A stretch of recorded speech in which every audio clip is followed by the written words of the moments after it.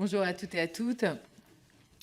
Mes chers collègues, je souhaite la bienvenue en votre nom à tous à Mesdames Mariam Salehi et Anne Fauconnier, respectivement présidente et déléguée générale du Bureau de la radio, et à Messieurs Christophe Schalk et Kevin Moignoux, président et secrétaire général du syndicat des radios indépendantes. Le Bureau de la radio représente 13 radios privées, 46% de l'audience et 46 millions d'auditeurs chaque mois, 3/4 du marché publicitaire privé et des milliers de salariés. Le syndicat des radios indépendantes réunit pour sa part 176 radios locales, régionales, généralistes comme spécialisées, qui réunissent chaque jour plus de 9 millions d'auditeurs. En cette rentrée parlementaire, il nous semblait important d'évoquer avec vous les perspectives du paysage radiophonique français. Mais avant de vous laisser la parole, je souhaiterais vous poser une question, parce que je suppose que mes collègues en auront beaucoup d'autres, et je vais leur en laisser quand même quelques-unes. Mais moi, j'aurais souhaité vous poser une question qui porte sur le DAB+, et qui est puisque le passage de la FM au DAB+, requiert des moyens importants.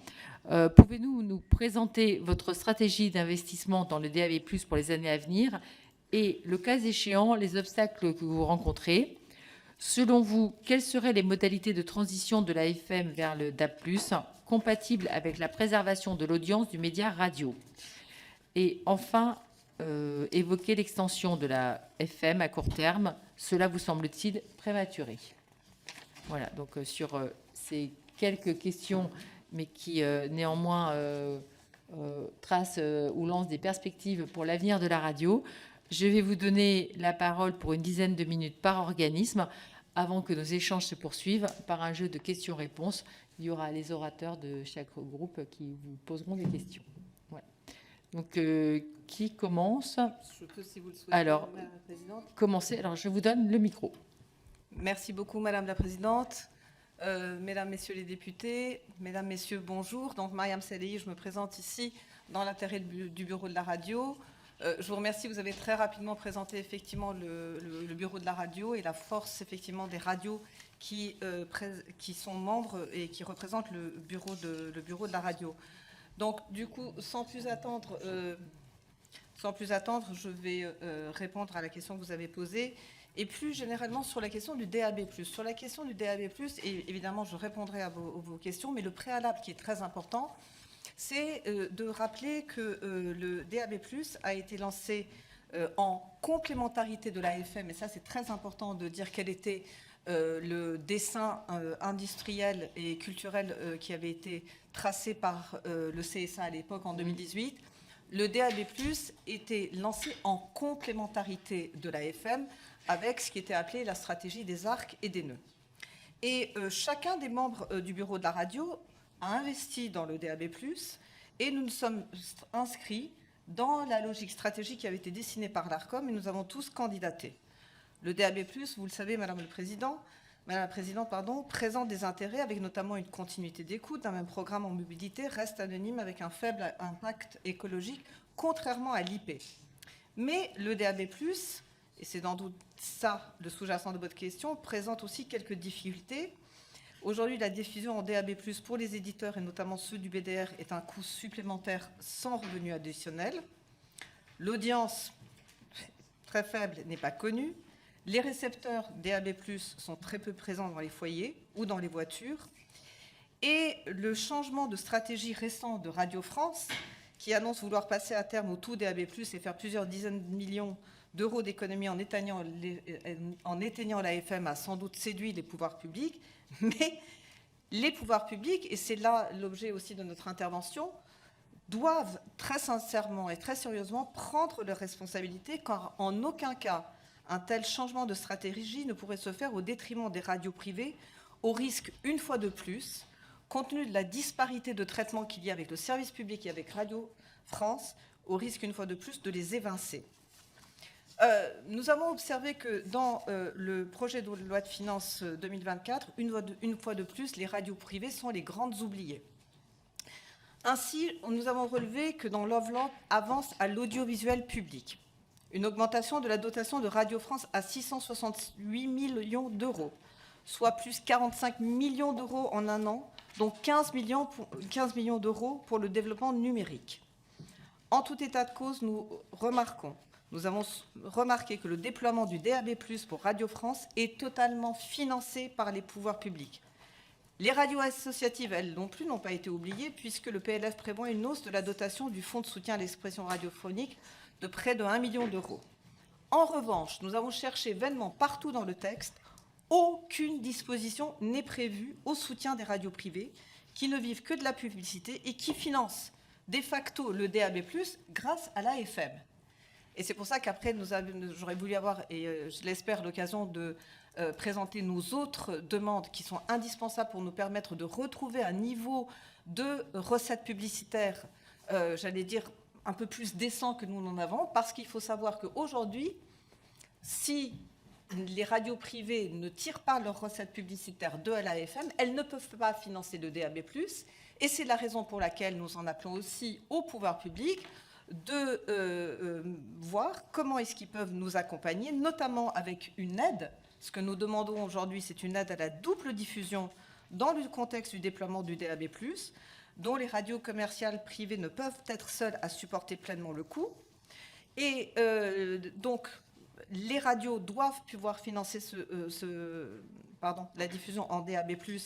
Et donc, nous avons besoin d'un certain nombre de mesures de la part des pouvoirs publics, d'accompagnement pour nous permettre aussi d'augmenter nos recettes publicitaires et de faire en sorte que l'AFM puisse financer le DAB+. Les pouvoirs publics doivent sérieusement mettre en place et nous proposer une aide à la diffusion. Mais une fois qu'on a parlé finances, vous avez raison, vous l'avez d'ailleurs souligné dans votre question, ça ne suffira pas parce qu'un certain nombre de critères doivent être préalablement remplis. Tout d'abord, il faut que la couverture DAB+ doit être au moins équivalente à la couverture FM pour chacun des réseaux du groupe des radios, du bureau de la radio. Et nos auditeurs doivent pouvoir continuer d'écouter leur station préférée. Et ça, c'est très important. Ça veut dire quoi? C'est que vous avez deux éléments très importants. Vous avez d'une part la couverture technique, qui permet la réception, si vous voulez, du programme en DAB+. Mais une fois qu'on a couvert, est-ce que pour autant on est écouté? Parce que ce qui nous permet de financer par de la publicité, c'est de l'audience. Et donc là, l'indicateur de l'audience est également un indicateur clé, puisque les Français doivent pouvoir nous écouter et continuer à écouter leur station préférée. Le taux d'équipement de récepteurs aussi en DAB+, doit être au moins équivalent à celui de la FM. Aujourd'hui, on en est très loin. Anne a très gentiment regardé un peu les chiffres et voilà, il y a un chiffre, c'est qu'en 2022, la radio est écoutée par 81% des personnes en FM et 19% par les supports numériques. Et les supports numériques, ce n'est pas le DAB+. Donc ça veut dire qu'aujourd'hui, l'écoute de la radio, il se fait très majoritairement en FM. Et donc on ne peut pas imaginer un seul instant une extinction brutale. Ça veut dire que c'est la mort de la radio, en tout cas de la radio privée, parce que nous ne sommes pas soutenus par l'État. Enfin, et c'est très important, c'est dans la continuité de mes propos, l'audience du média radio, et particulièrement celle des acteurs privés, ne doit pas être impactée négativement par ce changement de technologie. Vous l'avez dit, Madame la Présidente, près de 40 millions de Français âgés de 13 ans et plus écoutent la radio tous les jours. L'audience de l'écoute de la radio à DAB+, est un critère essentiel avant toute bascule sur le tout DAB+. Or, le DAB+, à date, n'est pas connu du public. C'est pourquoi il faudrait un véritable plan de financement et de communication pour installer et développer la notoriété du DAB+. Et lorsque l'audience du DAB+ sera là, alors effectivement, on pourra envisager un éventuel calendrier, mais nous n'y sommes pas et nous n'y sommes pas du tout encore. Et c'est pour ça qu'en toute hypothèse, nous avons besoin aujourd'hui que les pouvoirs publics aussi prennent leurs responsabilités et nous accompagnent sur ce sujet. Et ce qui me permettra après, j'espère, j'aurai le temps de développer un tout petit peu plus sur nos demandes en matière publicitaire, puisque comme je l'ai dit, n'oublions pas, c'est la FM qui finance le DAB+, et que nous avons besoin également, en toute licéité et équité, de pouvoir accroître nos ressources publicitaires. Merci Madame la Présidente, merci Mesdames et Messieurs. Merci. Donc, Monsieur Schalk. Attendez, je vous donne le micro. Voilà. Très bien. C'est bon. Merci Madame la Présidente, Mesdames et Messieurs les députés. Je répondrai, si vous le permettrez, à la question du DAB+, un peu plus tard, parce qu'il se trouve que c'était évidemment l'un des sujets qu'on avait envie d'aborder. La radio, c'est, rappelons-le, l'accès gratuit sans intermédiation pour nos concitoyens à des programmes d'information, de musique, de divertissement et de débat d'idées. Nous tenons à notre souveraineté de diffusion et nous ne voulons pas dépendre des fournisseurs d'accès Internet. C'est un point très important et ça fera le lien précisément avec la question du DAB sur laquelle nous reviendrons donc. La radio, c'est aussi un accès chez soi ou en mobilité à ce qui se passe au bout de la rue, mais aussi au bout du monde. Les radios indépendantes constituent un pilier de la diversité de ce paysage radiophonique, puisque notre organisation, vous le disiez, fédère et représente plus de 170 radios de proximité, qu'elles soient locales ou régionales, thématiques ou généralistes, diffusées en FM, en DAB+, ainsi que sur le digital. Nos radios adhérentes sont des TPE, des PME, de petits groupes parfois, qui sont, vous le rappeliez aussi, à 100% financés par les recettes publicitaires, générées donc par leurs audiences, une audience mesurée à plus de 9 millions d'auditeurs chaque jour.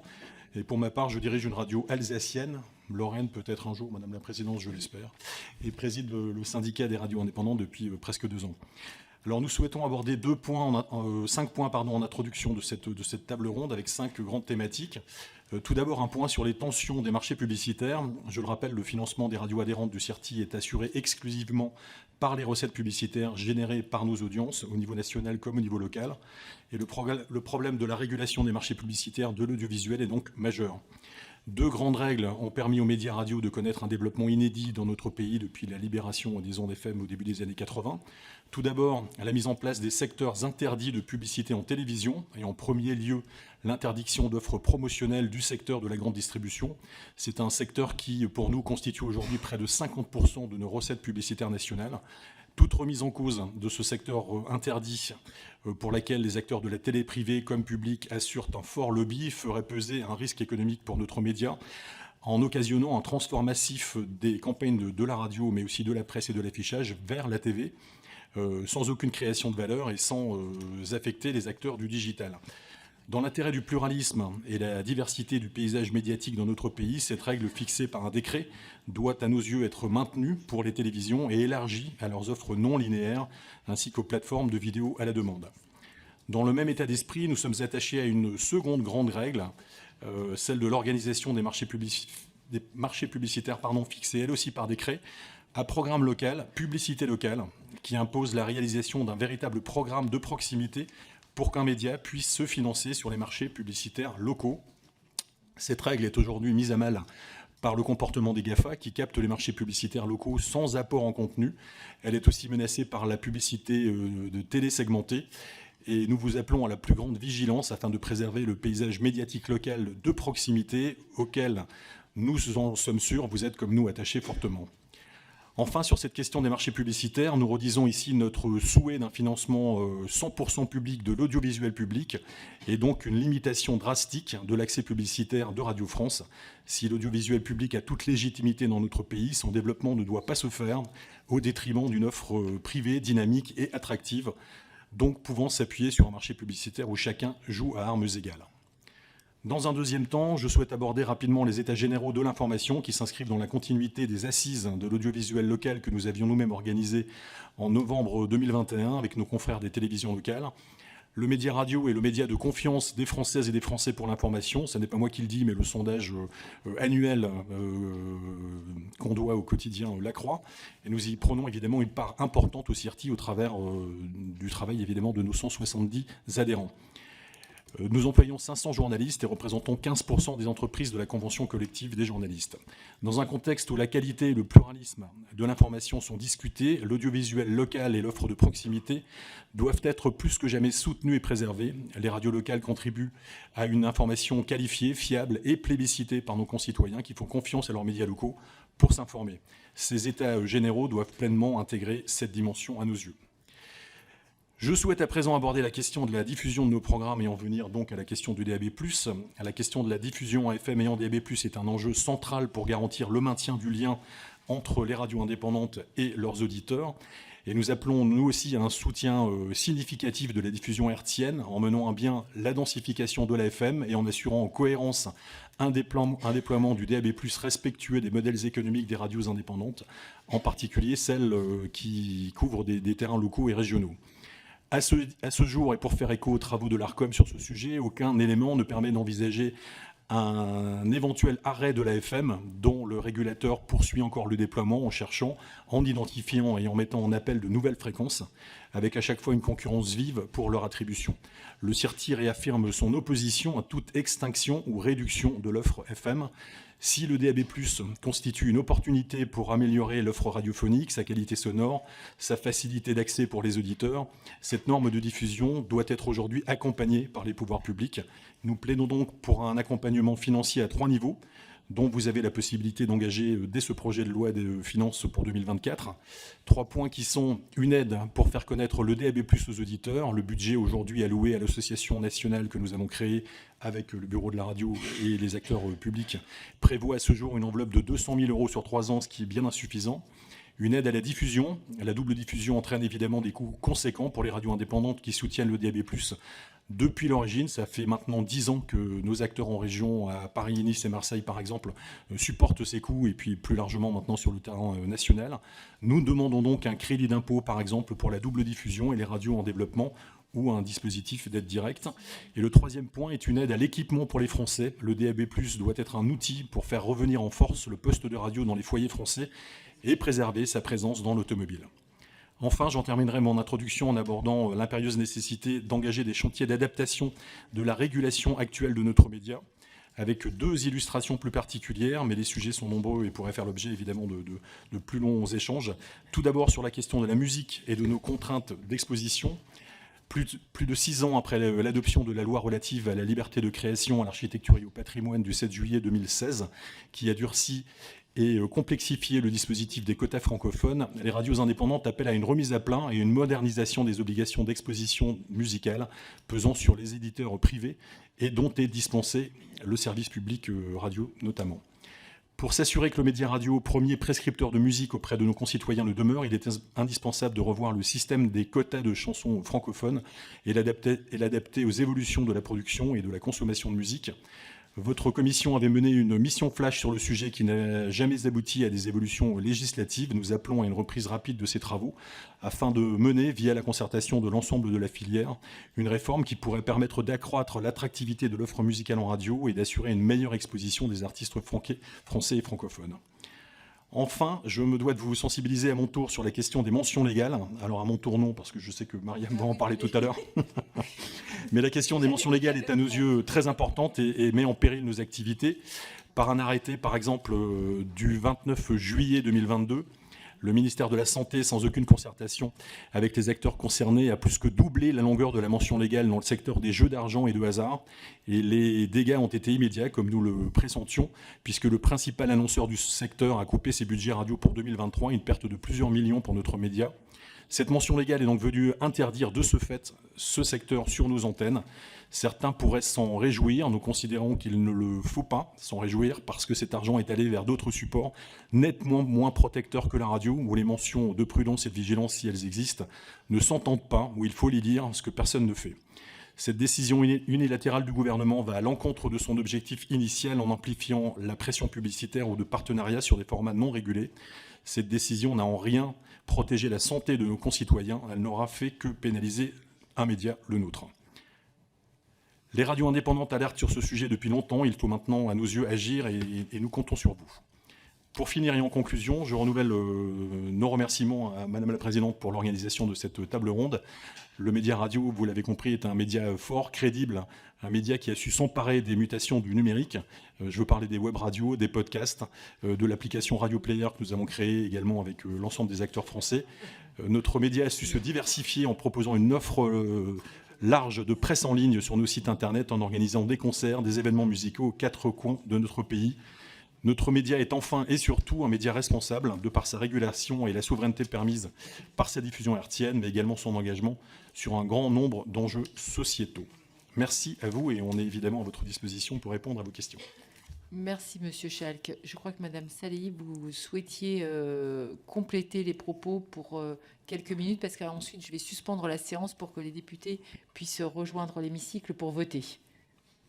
Oui, dans la continuité des propos de Christophe Schalck, je voulais quand même donner à votre commission un certain nombre d'éléments chiffrés qui me paraissent très importants. Il faut savoir que le marché publicitaire net radio national est en baisse de moins 11,3% entre 2010 et 2022. Et notamment les principaux secteurs publicitaires avec les fameuses mentions légales subissent une baisse des investissements plus importante que la moyenne du marché. C'est-à-dire que, par exemple, l'automobile, qui est un secteur important en radio, a enregistré entre 2010 et 2022 une baisse de moins 30%. Les établissements financiers et assurances, pourtant, qui seraient des annonceurs très intéressants en radio, moins 36%, culture et loisirs, moins 49%, etc. Et cet empilement de mentions légales sur des durées qui excèdent parfois la moitié d'un message publicitaire de 30 secondes. Il faut savoir qu'en radio, la durée du message publicitaire est de 30 secondes. Et parfois, les mentions légales peuvent aller jusqu'à 14 et 15 secondes et extrêmement dissuasif pour les annonceurs et contre-productif sur le plan de l'efficacité à destination des consommateurs et des auditeurs qui ne comprennent rien à ces mensonges débités à toute vitesse. Tu as rappelé très justement une disposition de 2022, mais je voulais également dire que quand on parle d'empilement sur ces mentions légales, ce n'est pas une fiction, c'est malheureusement une triste réalité. Et depuis la loi sur les mobilités de décembre 2019, applicable en 2021, la décélération de la communication du secteur automobile en radio s'accentue. Nous avons des chiffres qui sont importants pour votre commission. L'évolution du chiffre d'affaires de ce secteur a enregistré une baisse de près de moins 15% entre 2021 et 2022. Et vous l'aurez compris, le secteur des assurances, de l'automobile, des télécoms, bref, tous ces secteurs, ce sont des secteurs importants pour le financement de la radio qui, je permets de le rappeler, finance un certain nombre de déploiements, et vous avez compris lesquels, mais surtout qui est l'assise sur le chiffre d'affaires sur lequel est assis le financement de l'exception culturelle. Et n'oublions pas que les radios y contribuent aussi de manière très importante. Donc lorsque je disais qu'il est important que les ressources publicitaires reviennent de manière légitime et équitable au métier à radio, le sujet des mentions légales en fait partie, le sujet de la suppression des recettes publicitaires pour Radio France, sinon, si ce n'est un vrai plafonnement et pas un plafonnement, Canada Dry, nous paraît extrêmement important. Merci beaucoup de m'avoir donné la parole, Madame la Présidente. Merci. Donc, je suspends la séance pour quelques instants et on se retrouve juste après le vote.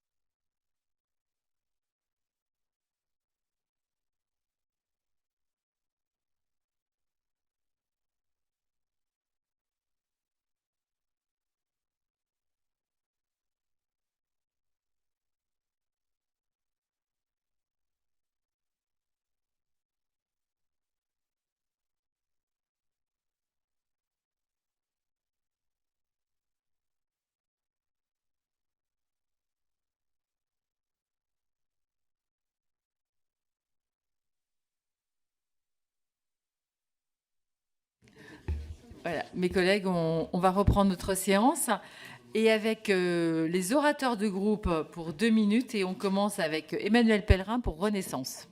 Merci Madame la Présidente. Madame, Messieurs, le DAB+, en France présente 3 avantages majeurs. Tout d'abord, il constitue pour l'information de service public un pilier essentiel de la souveraineté nationale.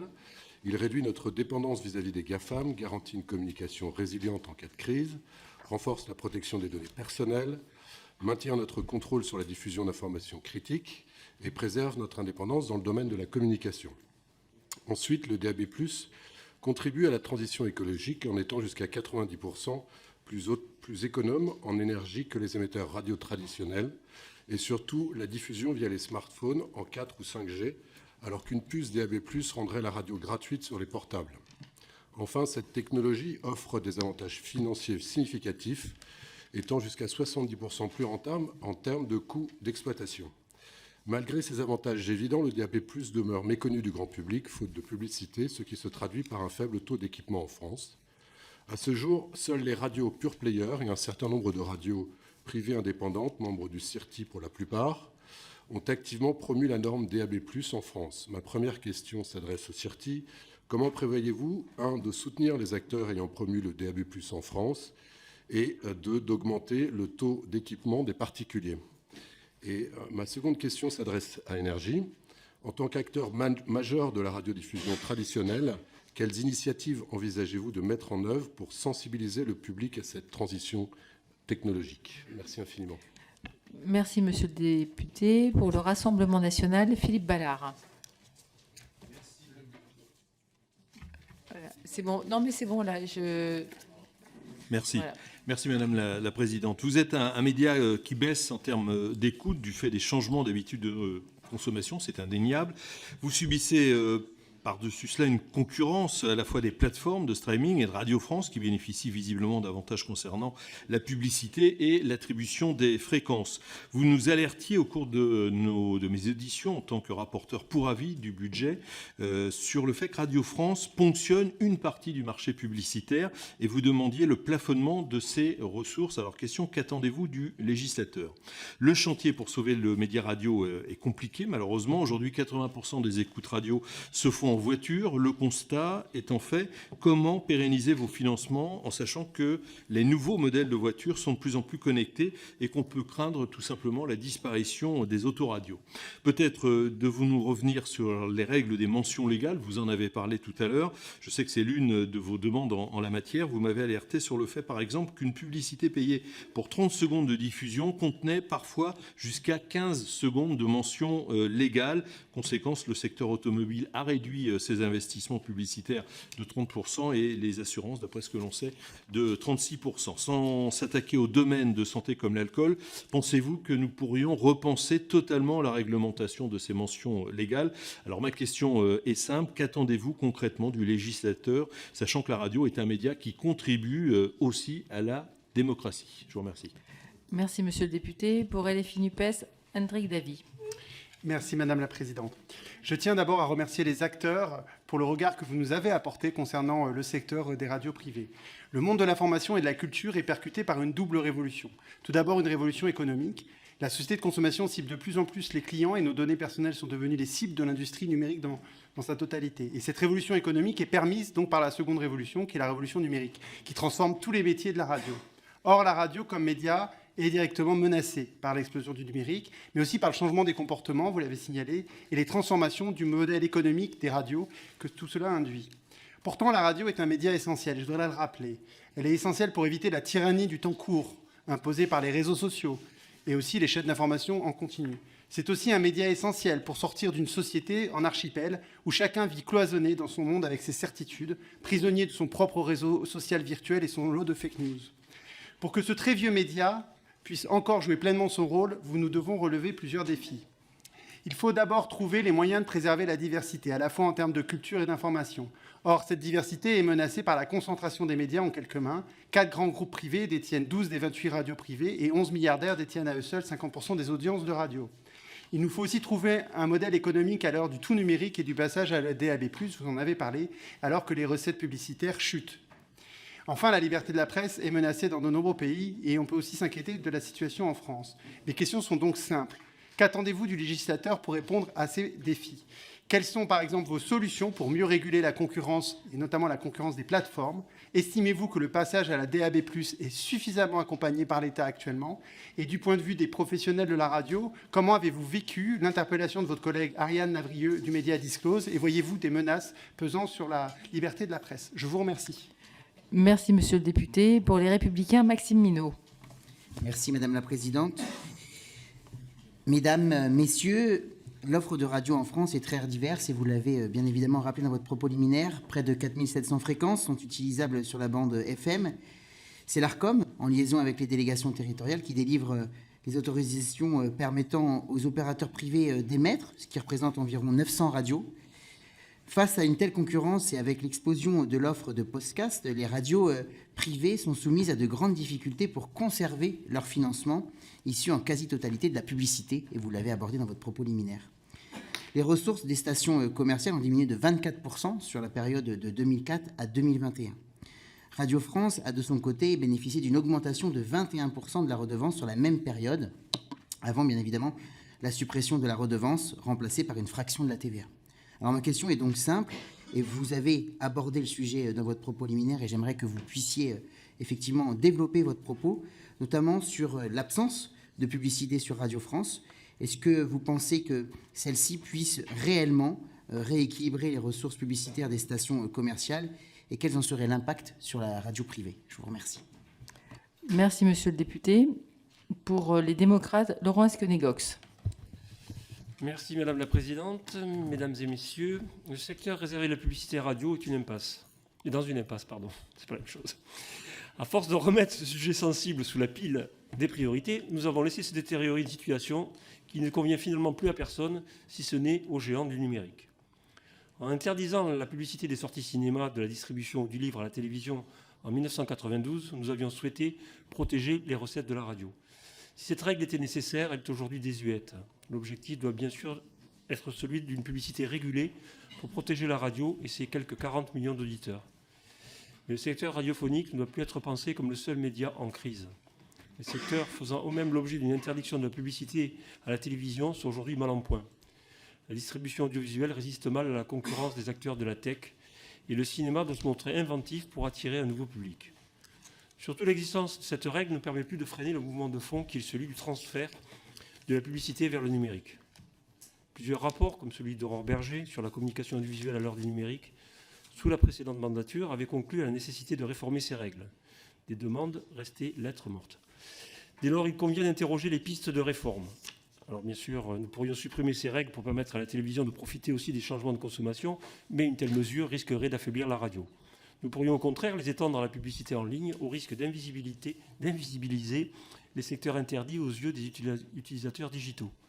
Notre piste évoquée est celle d'une modification du périmètre et du contenu des secteurs interdits.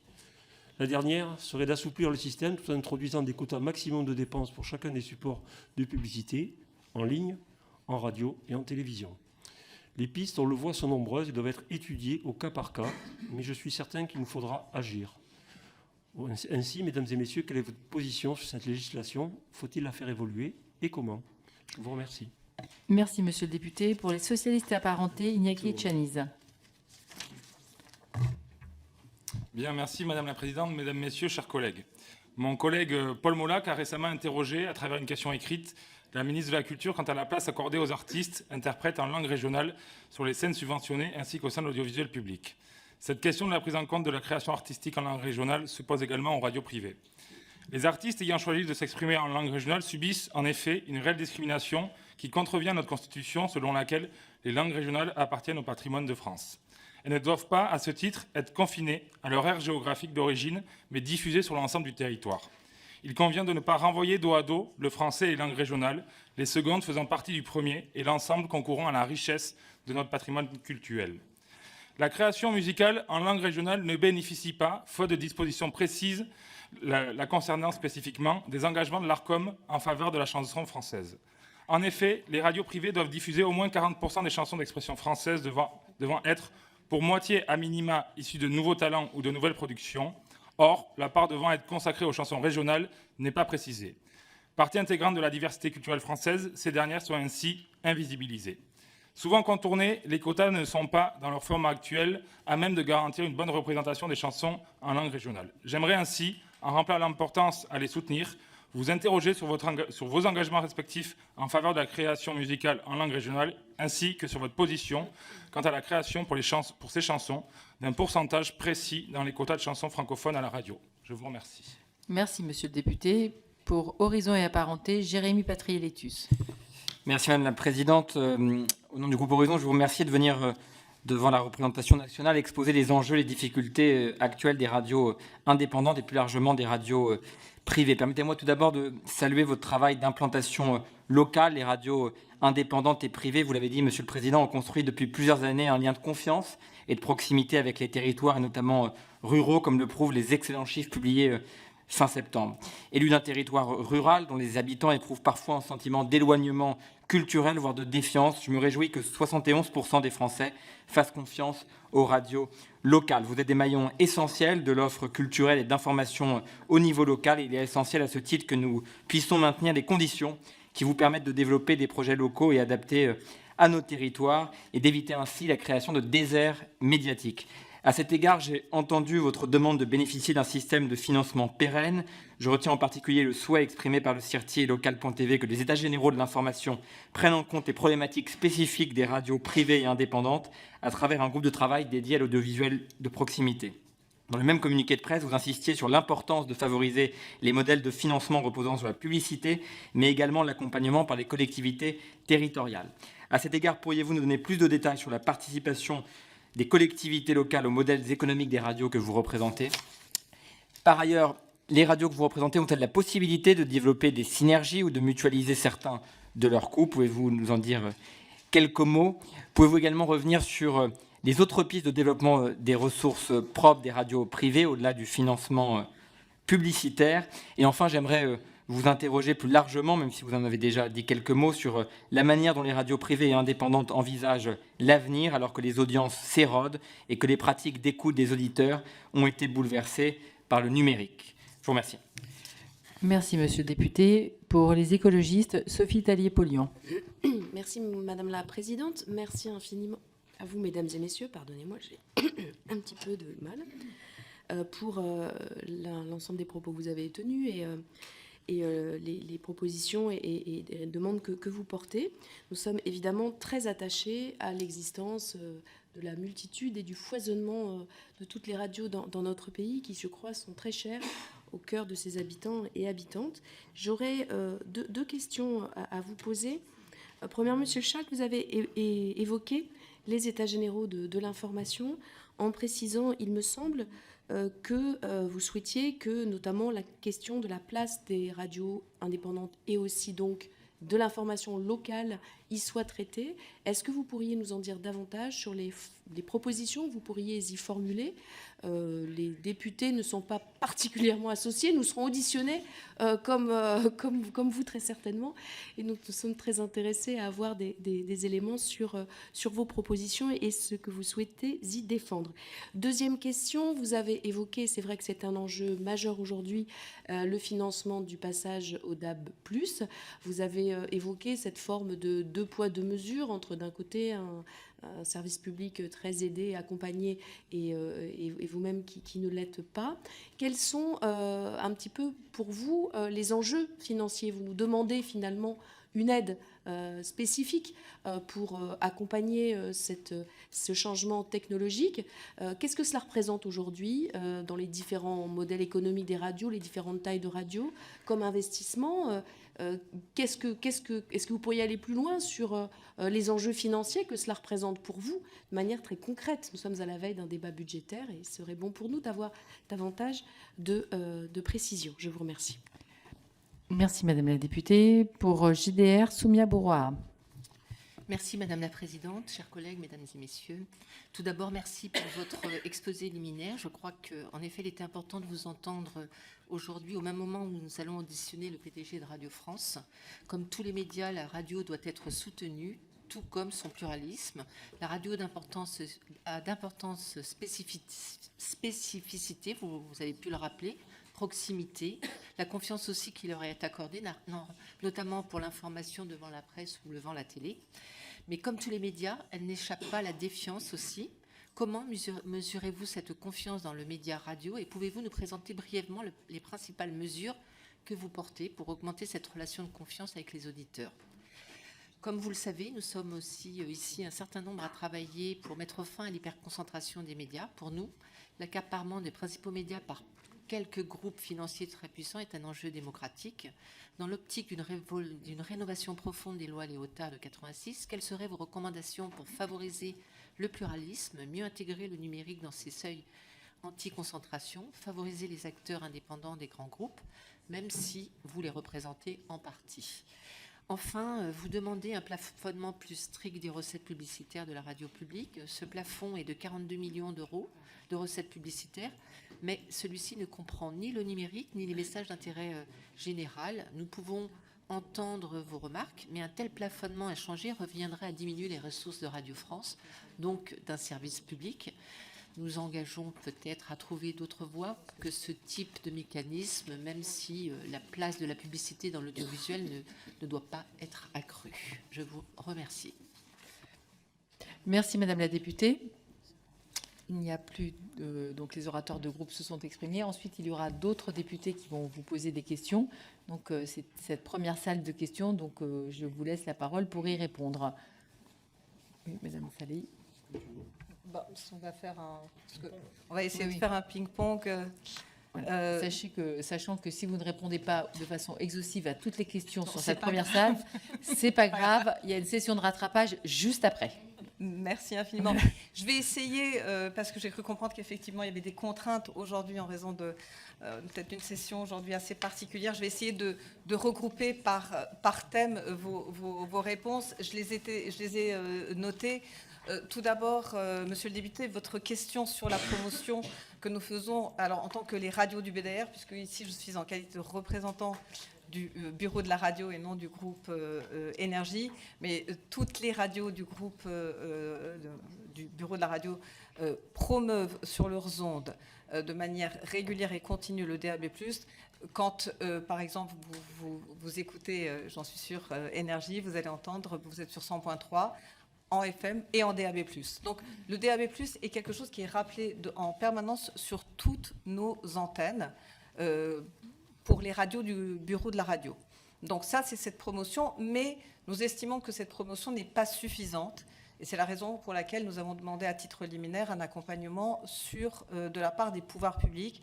Je vous remercie beaucoup d'avoir posé cette question, mais sachez, vous pouvez nous écouter, donc la technologie DAB+, et le mot DAB+, est prononcé régulièrement sur nos ondes. Ça, c'est la première observation. Ensuite, si j'essaie de faire un dénominateur commun par rapport aux questions qui ont été posées pour essayer de répondre de manière groupée, la question du financement de nos radios a été posée par vous, et je vais essayer d'y répondre de manière globale. Tu me compléteras, bien évidemment, le cas échéant. Vous l'avez dit, et je crois que c'est de ce côté où on a rappelé les chiffres de la baisse des recettes publicitaires, moins 23% sur ces dernières années côté radio privée, pendant que dans les mêmes proportions, les recettes de Radio France augmentaient. Ça, c'est une donnée. Il faut savoir qu'en ce qui concerne le plafonnement et les recettes publicitaires de Radio France, jusqu'en 2015-2016, Radio France n'avait pas accès à de la publicité. Ensuite, on lui a ouvert cet accès à la publicité. Mais pour ne pas bouleverser les équilibres assez fragiles, puisque le législateur avait à cœur d'essayer de préserver ces équilibres, le principe du plafonnement est très vite arrivé. Mais qu'est-ce qui s'est passé? Les recettes il y a eu un plafonnement, mais ce plafonnement n'a pas été respecté. Est-ce que l'ARCOM a des moyens de contrainte, peut suivre cela, le cas échéant prononcer un rappel à l'ordre ou une sanction? Non.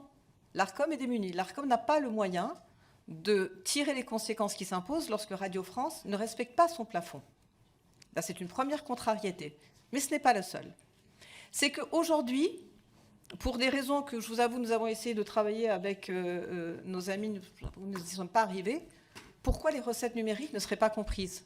Pourtant, lorsqu'on regarde aujourd'hui l'évolution des recettes publicitaires, on voit que les recettes de l'audio digital constituent effectivement, et on va parler de l'audio digital, un relais de croissance. Je crois que la question a été posée dans la salle. Donc on voit bien que dans ce qui constitue le relais de croissance, comme par hasard, ça n'est pas compris dans le plafond. C'est assez curieux. Et pourtant, dans le même temps, on dégage 45 millions, encore plus pour cette année pour Radio France. Donc encore une aide de 15 millions d'euros pour lui permettre d'accompagner sa transformation pour sa plateformisation, parce que c'est ça, cette aide de 15 millions est destinée à Radio France pour lui permettre d'accroître sa présence sur sa plateforme digitale. C'est de ça dont on est en train de parler. Donc je ne vois pas au nom de quoi est-ce que les recettes digitales ne seraient pas intégrées dans ce plafond de 42 millions. Et encore, j'allais dire, c'est de manière un tout petit peu plus cynique et peut-être que l'environnement actuel s'y prête à une meilleure compréhension. Les messages d'intérêt généraux ne sont pas dans le plafond des 42 millions. Et en 2020, pendant que nous traversions, nous tous, avec nos concitoyens, une période de crise sanitaire inédite dans notre pays, l'État a acheté les messages d'intérêt généraux auprès de Radio France, là où nous tous, nous les avons, et c'était normal, offerts à nos concitoyens.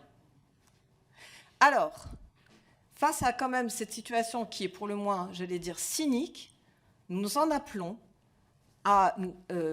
au Parlement, à l'Assemblée nationale. Il est important que désormais, aujourd'hui, face à une baisse des recettes publicitaires, parce que vous avez dit, et vous l'avez rappelé, les Français sont très attachés à la radio. Les Français sont très attachés à ce média qui, chaque fois qu'il y a des sondages, le média radio est celui qui réunit le plus la confiance dans les Français. Les Français aiment la radio. Alors pour qu'ils continuent à aimer leur radio et qu'ils le retrouvent, c'est que, évidemment, la suppression des recettes publicitaires de Radio France est un élément, mais pas le seul. Il y a eu des questions sur, effectivement, le modèle économique, comment est-ce qu'on va pouvoir le financer. Aujourd'hui, l'audio digital est un relais de croissance, les podcasts, les web radios, des podcasts natifs, les podcasts de nos émissions, etc., j'en passe. Il faut absolument que nous puissions avoir accès au marché publicitaire. Les mentions légales sont un poison pour les radios, sont contre-productifs, ne permettent pas une information éclairée et utile aux consommateurs, parce que ce n'est pas vrai que les consommateurs arrivent à se faire une opinion éclairée avec des mentions débitées à toute vitesse sur un message qui fait 30 secondes où les mentions TEG de 1,2% de le crédit d'impôt de c'est pas vrai, ils ne comprennent rien. Ils ne comprennent rien. Et donc, on fait plaisir à qui ? On fait plaisir à personne. Et si notre but à nous tous ici, c'est d'être au service de nos concitoyens, de leur permettre une information éclairée, la solution, c'est très simple, c'est de renvoyer évidemment sur le site du constructeur, sur un site ad hoc, si ça doit être, c'est par sujet publicitaire, pour permettre au consommateur, le moment venu, quand il doit faire un choix éclairé et pleinement informé, d'avoir le temps de lire, de comprendre, de faire les comparaisons possibles, bref, de digérer parfois une information qui mérite plus que quelques secondes débitées à toute vitesse. Et donc, en réalité, si on arrive par une meilleure appréhension des recettes publicitaires de Radio France, une ouverture, effectivement, et un débat éclairé avec une modification législative sur les mentions légales. Et puis par ailleurs, et j'en terminerai et je passerai la parole à Christophe, les quotas de chansons d'expression francophone. Notre volonté à nous aujourd'hui, ce n'est pas de remettre en cause, mais aujourd'hui, nous ne pouvons pas non plus nous mouvoir dans ce monde en ayant les yeux fermés, comme si les plateformes numériques, qui ne sont pas des plateformes françaises, ou à tout le moins francophones, les Spotify et autres, qui, eux, arrivent à progresser sans la moindre réglementation, sans la moindre régulation. Vous avez parlé des langues régionales. Les chansons, lorsqu'elles sont interprétées en langue régionale, font partie des quotas de la chanson francophone. En revanche, et ce n'est pas aux radiodiffuseurs qu'il faudrait peut-être s'adresser, il faudrait peut-être s'adresser aussi aux producteurs, aux maisons de disques, parce que nous sommes, les radios, nous diffusons, nous sommes en bout de course. Par conséquent, nous avons besoin d'avoir une production francophone riche et variée. Et là, vous verrez que les maisons de disques, elles ne subissent aucun quota et rien du tout. Et donc, nous sommes véritablement en aval de la diffusion. Et donc, nous sommes aussi tributaires de la production de musique francophone dans toutes ses couleurs, dans toutes ses langues, etc. Donc, je pense que là, il y a une défaillance, et ce n'est pas la seule, du côté des maisons de disques. Et en ce qui concerne aujourd'hui les quotas ont été édictés en 1994, c'est-à-dire il y a 30 ans. Ils sont rentrés en application en février 1996.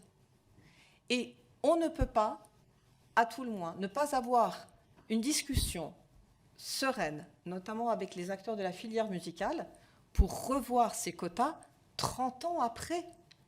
Et il est évident qu'aujourd'hui, lorsque vous écoutez une chanson, que vous l'aimez, qu'elle soit francophone ou qu'elle soit d'ailleurs, peu importe, si vous ne la retrouvez pas sur vos radios, mais ce n'est pas un problème, vous allez l'entendre à satiété comme vous voulez sur YouTube.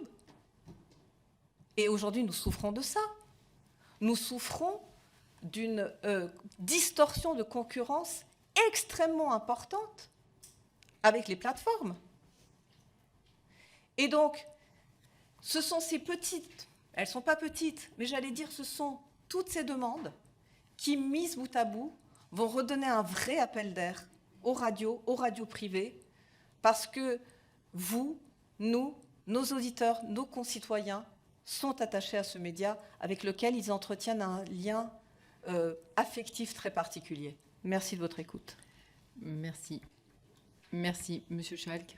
Merci Mariam pour les propos tenus auxquels nous souscrivons. Je veux parler du DAB+, du financement de l'audiovisuel public, de la question des mentions légales et des quotas par exemple. On est effectivement complètement aligné avec les positions décrites.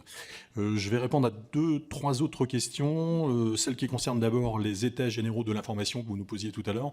Au sortir de la crise sanitaire en novembre 2021, on avait nous-mêmes créé les états généraux de l'audiovisuel public, les assises de l'audiovisuel local, et pas public.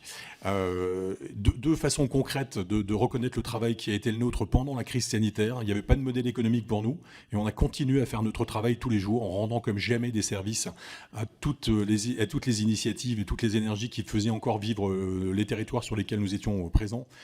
Et on souhaitait simplement, c'est peut-être symbolique, mais ça compte, une reconnaissance qui pourrait se traduire par une labellisation des médias audiovisuels locaux.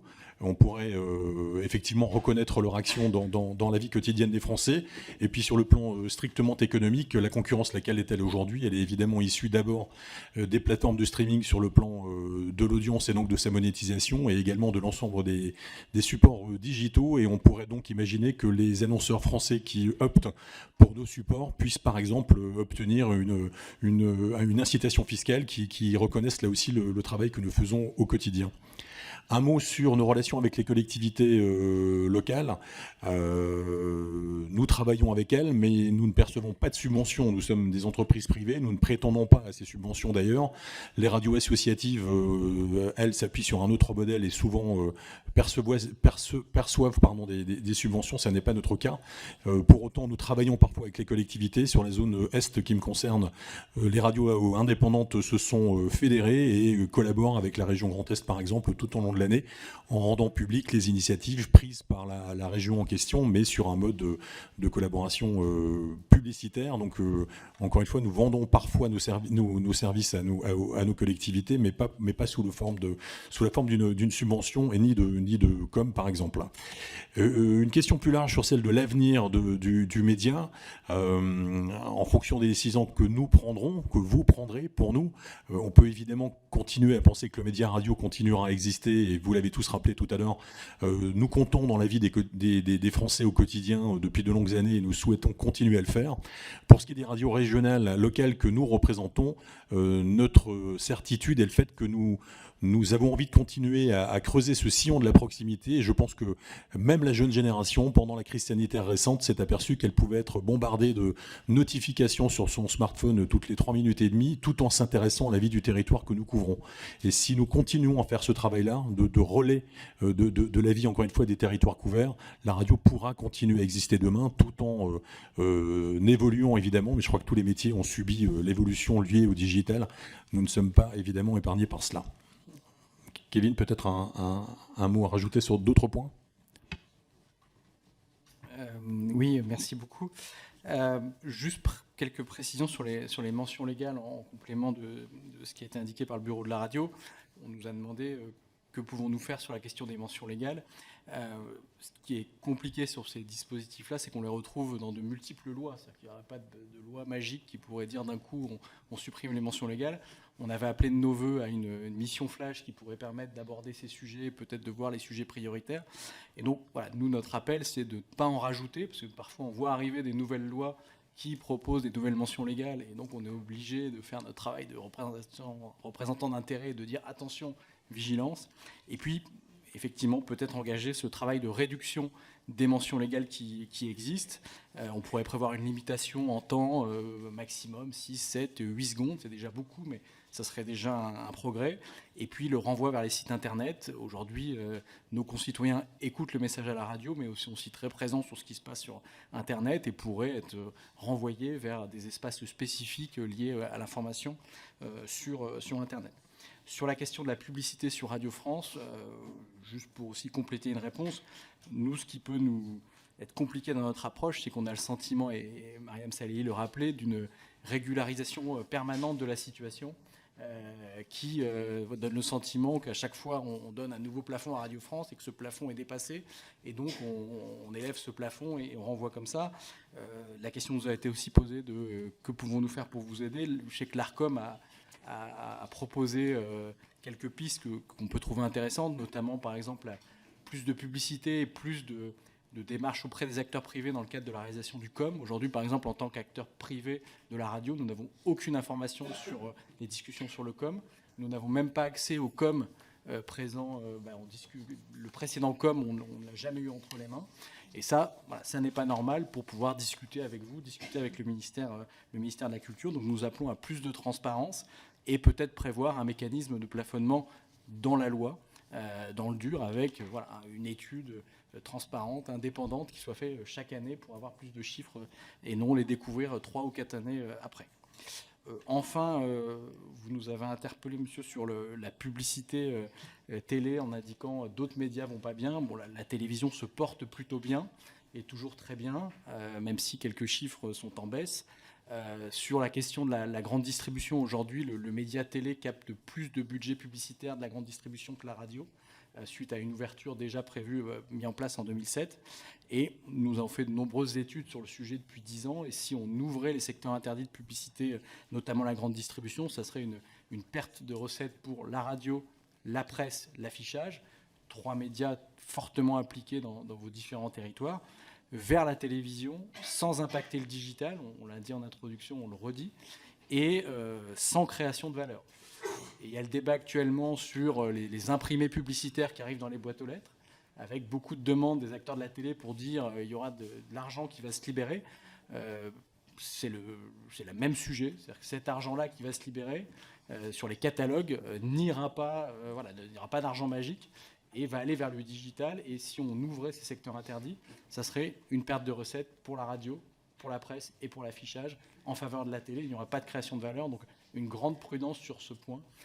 Et on peut faire des études, on peut travailler à des scénarios, mais vraiment c'est un enjeu crucial pour le média radio. Plus de 50% de nos recettes sont sur la grande distribution. On ne peut pas jouer aux apprentis sorciers. Je sais que vous ne jouez pas aux apprentis sorciers, nous non plus, sur une piste de travail, parce que ça pourrait être mortel pour notre média. Merci beaucoup. Merci pour ces précisions et ces réponses. On va passer à une nouvelle salve de questions et on commence par Bertrand Sort pour 1 minute. Merci, Madame la Présidente. Ah voilà, c'est bon. Merci Madame la Présidente. Mesdames, Messieurs, les radios locales jouent un rôle important dans les territoires. Les programmes et émissions diffusées sont des rendez-vous quotidiens pour leurs auditeurs. Chaque jour, elles font un travail de proximité en diffusant bien sûr l'information, mais aussi en faisant la promotion et la valorisation d'initiatives ou d'événements locaux en lien avec les forces vives du territoire et les habitants. Elles permettent aussi de valoriser la culture locale et dans certaines régions, elles sont incontournables avec un taux de pénétration supérieur aux radios parisiennes. Toutefois, depuis 20 ans, nous observons une baisse structurelle des audiences. La durée d'écoute quotidienne de la radio diminue de manière continue depuis 5 ans. L'évolution numérique également n'aide pas non plus ces radios locales, d'ailleurs souvent associatives. Les nouveaux modes de consommation de l'information évoluant, de plus en plus de personnes consomment sur les différents réseaux sociaux. Le constat est largement partagé. Aussi, je souhaiterais savoir si vous avez identifié les radios locales et ou indépendantes qui ont ou qui rencontreraient à ce jour des difficultés. Si oui, comment ont-elles pu être aidées? Et enfin, êtes-vous optimiste quant à l'avenir de ces radios locales? Je vous remercie. Merci, monsieur le député. Sophie Blanc. Oui, Madame la Présidente, très brièvement, dans l'audition du 19 septembre dernier, vous indiquez, je vous cite, « Nous n'avons aucun droit voisin sur l'exploitation de nos radios dans les centres commerciaux, par exemple. Quand nous sonorisons les lieux de commerce, on souhaiterait une répartition sur le modèle allemand. » Donc, j'aurais souhaité que vous m'expliquiez tout simplement les raisons pour lesquelles vous dites cela. Merci. Merci, Madame la députée. Jean-Jacques Gaultier. Merci. Le secteur de la radio, dans son ensemble, connaît une baisse significative et progressive de ses recettes publicitaires, le tout dans un marché publicitaire média, vous l'avez rappelé, qui se déporte massivement vers le numérique, et avec, à l'inverse, l'opérateur public Radio France qui voit ses recettes tant hertziennes que digitales augmenter.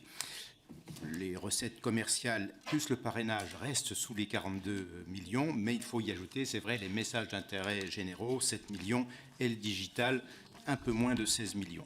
Si par ailleurs la bande FM est complètement saturée, le DAB+ permettra d'accueillir de nouveaux entrants. L'offre est donc large, le pluralisme assuré, même si des mouvements de consolidation sont engagés. Alors, moins de recettes, beaucoup d'acteurs. Le modèle économique est-il tenable? Et que pensez-vous des dispositifs anti-concentration, les plafonds, le 160 millions d'habitants qu'on a revus en 2021 et les 20% d'audience? Sont-ils adaptés? Merci, monsieur le député. Bruno Bilde. Merci, Madame la Présidente. Chaque année, l'audiovisuel public bénéficie de montants financiers exorbitants alloués par l'État par le biais de sa participation majoritaire. Actuellement, Radio France est soumise à un plafonnement de 42 millions d'euros de recettes publicitaires.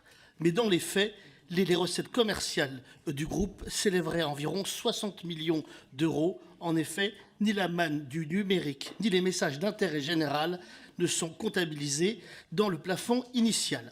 En parallèle, les ressources des stations commerciales ont diminué de 24% entre 2004 et 2021.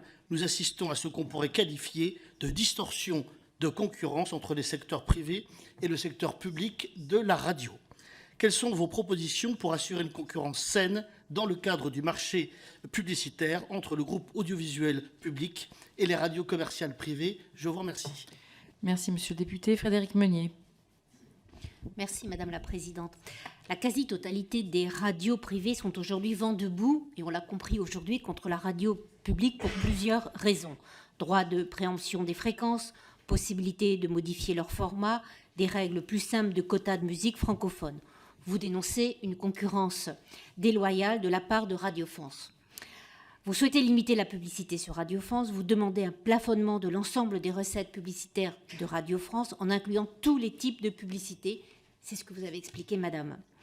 Vous reprochez à Radio France de bénéficier d'un financement considérable d'effets d'aubaine liés au développement du numérique sans avoir à supporter les contraintes des acteurs privés qui sont financés exclusivement par la publicité et ne bénéficient d'aucune aide. Selon vous, la puissance publique ne peut continuer à laisser s'accentuer ce qui ressemble de plus en plus à une éviction du secteur privé par le secteur public de la radio dans notre pays. Le président de Radio Classique dénonce l'éviction des radios privées par la radio publique et appelle à un rééquilibrage concurrentiel en matière d'attribution des fréquences hertziennes. Selon lui, Radio Classique souffre d'un manque de fréquences alors que leur radio est leader en audience face à sa concurrence du service public, alors même qu'elle a 6 fois moins de fréquences. Alors, pourquoi ne pas essayer le dialogue? Pourquoi ne pas essayer de vous rapprocher entre privé et public quand on voit que dans la santé, dans l'école, il y a toujours cette opposition? Pourquoi ne pas essayer de faire du partenariat? Merci. Merci, Madame la députée. Lisette Paulet. Merci Madame la Présidente. Mesdames et messieurs, la radio est le média préféré des Français, mais elle est confrontée à une concurrence toujours plus forte avec les nouvelles technologies. La diffusion en FM est en décalage avec ce que peuvent offrir les plateformes d'écoute radio. Comment la radio va-t-elle rester concurrentielle face à ces nouveaux codes ? Il y a bien sûr la question du DAB+, le successeur numérique de la FM. Il permet d'écouter la radio gratuitement et sans abonnement d'un opérateur mobile. Mais peu de personnes connaissent son existence et cette abréviation de l'anglais ne parle d'ailleurs à personne. Comment allez-vous faire pour toucher davantage de personnes? Comment allez-vous communiquer auprès du grand public et de ne laisser personne sur le bord de la route? La couverture n'est pas encore très étendue. Quels accompagnements allez-vous mettre en place pour ne pas perdre d'auditeurs? Je vous remercie. Merci Madame la députée. Francis Dubois. Merci Madame la Présidente. Mesdames, Messieurs, je souhaiterais vous interroger sur le sujet des radios indépendantes locales, très souvent associatives. En milieu rural, les petites radios indépendantes assurent un véritable maillage local et tissent le lien social et permettent la mise en valeur de nos territoires. Elles traitent des sujets de nos campagnes, trop souvent oubliés au niveau national, et mettent en avant des projets et initiatives locales. Je pense par exemple à Radio Chardon, une petite radio indépendante basée sur ma circonscription, à Égletons, en Corrèze, et animée par 5 bénévoles qui remplit parfaitement cette mission de proximité. Mais ces radios locales, souvent associatives et tournant avec des bénévoles, parfois hébergés dans des bâtiments prêtés par les mairies, manquent clairement de moyens pour assurer et continuer leur mission. Quelles seraient vos propositions pour renforcer leurs moyens, soutenir davantage leurs projets de développement? Merci. Merci, Monsieur le député. Et je suppose que nous aurons des propositions piquantes par rapport à cela pour le charbon. Alexandre Portier. Merci Madame la Présidente, Mesdames, Messieurs. En avril dernier, vous avez annoncé la mise en place d'une calculette carbone afin de mesurer l'empreinte carbone de la diffusion d'un service de publicité radio et audio. L'objectif annoncé était double, à la fois convenir d'une méthodologie de calcul avec l'appui d'un expert tiers et intégrer ce référentiel dans un outil commun à tous les membres afin qu'ils puissent calculer l'impact carbone des campagnes publicitaires radio et audio et partager ces informations auprès de vos partenaires. Pouvez-vous s'il vous plaît nous dire où en est la mise en place de cette calculette carbone? Je vous remercie. Merci, Monsieur le député. Donc, nous allons commencer par Monsieur Schalck maintenant pour une première partie des réponses. Merci beaucoup. Merci pour vos questions et pour votre intérêt pour la radio qui nous touche parce que c'est notre quotidien et on vous en parle volontiers. Alors, l'écosystème de la radio se parle, s'aime parfois, collabore souvent. Même avec la radio publique, on a des chantiers communs. L'association Ensemble pour le DAB+, inclut la radio publique et on a pour objectif évidemment de rendre plus populaire ce mode de réception auprès du grand public avec Radio France. C'est vrai aussi pour un mode de diffusion digital, Radio Player, une expérience mondiale déclinée en France également, avec les acteurs publics. La question qui nous sépare par contre, et on rencontre aussi Bill Veil régulièrement et on en parle ensemble, c'est évidemment la question de la publicité.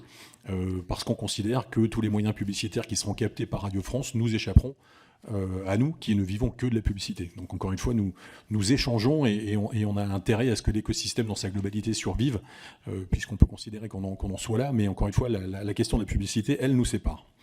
Concernant les radios associatives, on est, nous, sur des modèles différents de l'écosystème associatif à l'échelle nationale.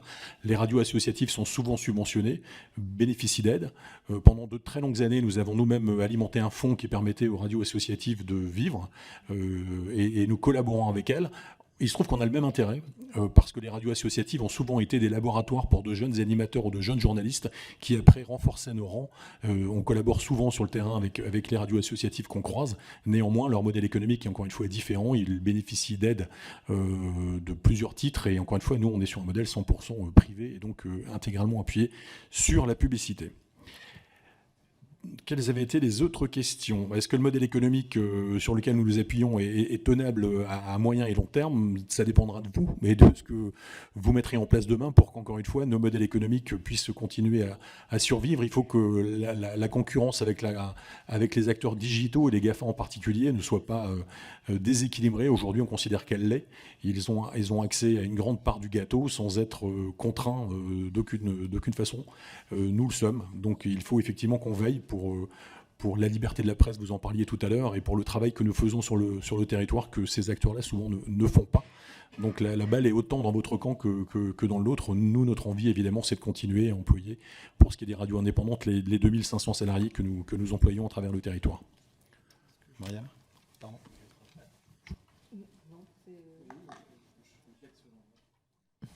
Comme ça, Madame la Présidente. Oui, allez-y, complétez. Merci Puis Juste compléter sur 2 points rapidement. Sur les droits voisins, effectivement, les entreprises de communication audiovisuelle ne bénéficient pas des droits voisins, notamment dans les lieux où sont diffusés leurs programmes. Donc, vous allez chez votre coiffeur, dans un café, dans un restaurant, vous pouvez entendre la radio. La radio ne touche pas d'argent à cette diffusion. Les auteurs, les artistes, interprètes, les producteurs touchent de l'argent. Mais effectivement, il n'y a pas d'argent en faveur des radios. Pourtant, si le cafetier, le coiffeur, le restaurateur ont choisi un programme spécifique, c'est parce qu'elles l'aiment, qu'elles l'apprécient, et qu'il y a un travail de la radio, de programmation, de choix des musiques, de choix des animateurs et des intervenants. La balle est dans votre camp. Il y avait eu des propositions parlementaires en ce sens qui, sous la précédente mandature, n'ont pas été suivies. Donc, ça relève du domaine de la loi. Et donc, on compte sur vous. Si ce projet vous intéresse, on pourra vous transmettre des choses concrètes. Sur le plafond de concentration, vous nous avez interrogé. Effectivement, c'est un élément crucial pour la diversité et le pluralisme radiophonique. Nous pensons au CIRTI que sans ce plafond de concentration, nos radios n'existeraient plus aujourd'hui et que le plafond de concentration a permis de stopper un mouvement de concentration fin des années 90, début des années 2000. Donc nous sommes attachés à ce dispositif. Il y a 2 dispositifs. Un dispositif spécifique pour la diffusion hertzienne FM. Il a été retouché, vous l'avez dit, il y a quelques mois. C'est un consensus de l'ensemble des acteurs radio. Cet ajustement était utile, nécessaire, et nous invitons à ne pas aller plus loin, à ne pas le revoir. Le deuxième dispositif est plus global et intègre le DAB+. Il est très très haut et peu adapté. Et là, sur cet élément, nous pourrions discuter d'un ajustement, notamment pour prendre en compte le plafonnement des acteurs en DAB+. Aujourd'hui, un acteur pourrait détenir 7, 8, 10 licences nationales en DAB+. Voilà, ça ne paraît pas être correct pour assurer le pluralisme, donc on pourrait, nous, ouvrir ce chantier-là bien volontiers. Merci beaucoup. Merci. Madame Salehi. Très rapidement, en ce qui concerne sur le seuil anti-concentration en matière de radio, c'est vrai que les radios du bureau de la radio seraient plutôt favorables à discuter peut-être d'un ajustement peut-être aussi à la hausse. Pourquoi ? Pas dans une velléité d'éteindre une concurrence ou une concurrence au niveau local. Je voudrais juste rappeler que l'ensemble des bureaux des radios du bureau de la radio réunissent à elles seules 300 décrochages locaux. C'est-à-dire que nous sommes très très très présents dans les villes, dans les régions, ne l'oublions pas, et qu'à un moment donné, face notamment au déferlement des plateformes de streaming et autres, les radios que nous représentons au sein du bureau de la radio, ce ne serait pas un mouvement de concentration, mais ce serait peut-être un mouvement de croissance, parce qu'à un moment donné aussi, l'effet de taille, nous sommes des acteurs qui sommes là depuis plus de 40 ans. Nous avons effectué des investissements massifs, nous avons une implantation dans les territoires qui est importante, et qu'à un moment donné, face à des acteurs dérégulés, puissants, les plateformes de streaming, finalement continuer à exister, peut-être de manière un peu plus importante, bien évidemment sans compromettre, mais de manière un peu plus importante. C'est une discussion à laquelle nous, les membres du bureau de la radio, nous y serions assez ouverts. Et ensuite, pour reprendre votre souhait de partenariat avec Radio France, je rejoins pleinement les propos de Christophe. C'est vrai que face à des acteurs, notamment les enceintes connectées vous savez, qui peuvent être aussi un risque. Le fait qu'on avait entendu un certain nombre de constructeurs qui ne voulaient plus avoir d'autoradio dans leur nouveau véhicule. Ça a été un vrai risque sur lequel je me permets d'appeler véritablement votre attention et sur lesquels on s'est réunis nous tous, y compris avec Radio France, pour comprendre que ça pouvait être un véritable danger. Donc, j'allais dire, voilà, quand la radio est menacée, voilà, nous sommes là, mais attention, parce que les radios privées peuvent, elles, être menacées, et que leur financement, parce qu'elles reposent exclusivement sur de la publicité et pas sur des aides, c'est en cela que nous sommes très attentifs à ce qui peut se passer au niveau plafonnement ou suppression des recettes pour avoir une concurrence un peu plus équilibrée face aux radios privées. Mais rassurez-vous, lorsqu'il s'agit des enjeux sur le média lui-même, nous avons des discussions régulières et très constructives avec Radio France. Oui, alors en ce qui concerne la calculette, pardon, j'ai oublié votre question. Effectivement, voilà un exemple de partenariat où Radio France était avec nous, parce que c'est un enjeu important, vous l'avez souligné.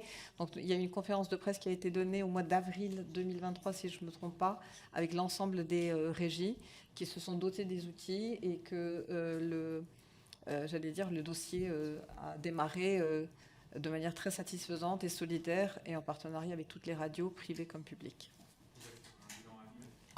Oui, absolument. Merci beaucoup, mesdames et messieurs. J'étais en train de vérifier que vous aviez bien répondu à toutes les questions, mais vous avez bien répondu à toutes les questions. Donc, merci, vous nous avez bien fait comprendre l'importance de votre financement et que la transformation en DAB+ ne pourra pas se faire comme cela, aussi facilement qu'on pourrait le penser.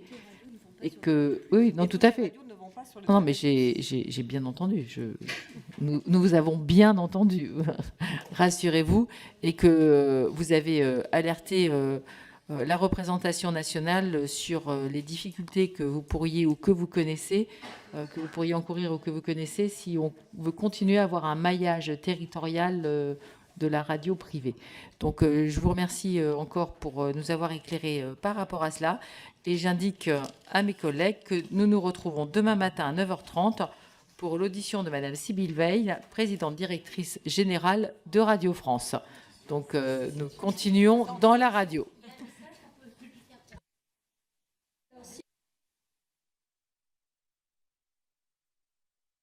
Numérique et le marché public.